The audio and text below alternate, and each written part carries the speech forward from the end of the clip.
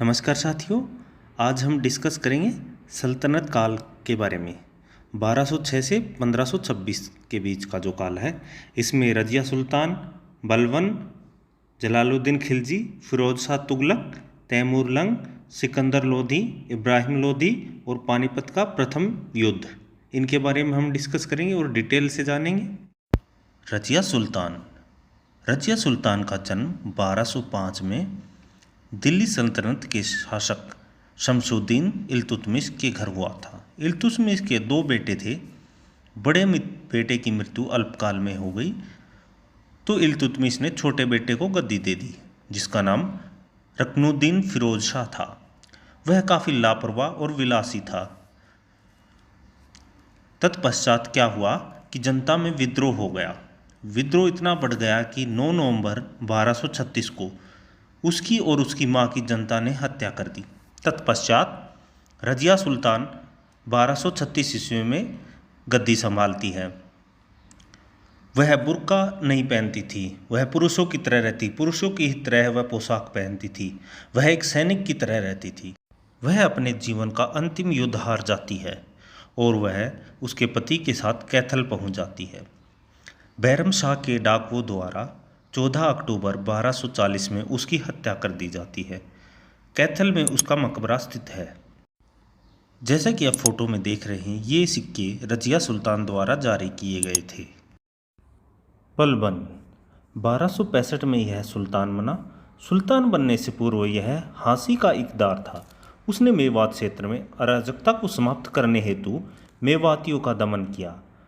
1266 में राजा बनने के बाद उसने लौह एवं रक्त की नीति अपनाई।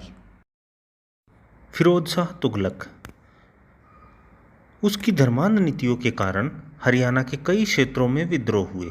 उसने गोहाना के हिंदू मंदिरों को तुड़वा दिया तथा वहां के लोगों का जबरन धर्म परिवर्तन करवाया, जिसके फलस्वरूप हिसार व सफीदों में विद्रोह हुए।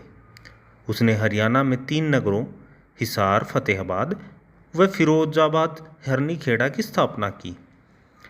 उसने सिंचाई के ऊपर भी काफ़ी कार्य किया, जिसके फलस्वरूप उसने नहरों का निर्माण करवाया। हिसार में उसने गुजरी महल व लाठ की मस्जिद का निर्माण करवाया। गुजरी महल में 8 जगहों से आने वाले भागवतों की सूची मिलती है।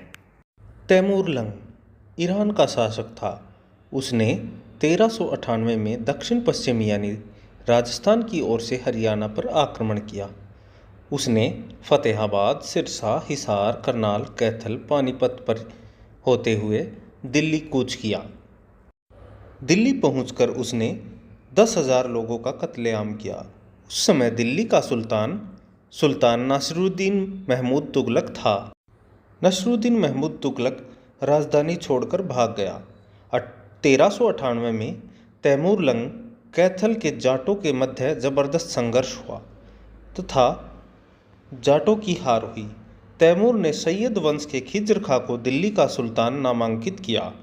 उसने आक्रमण में दिल्ली सल्तनत को छिन्न भिन्न कर दिया, जिससे हरियाणा प्रदेश में अनेक छोटे छोटे राज्यों का निर्माण हुआ।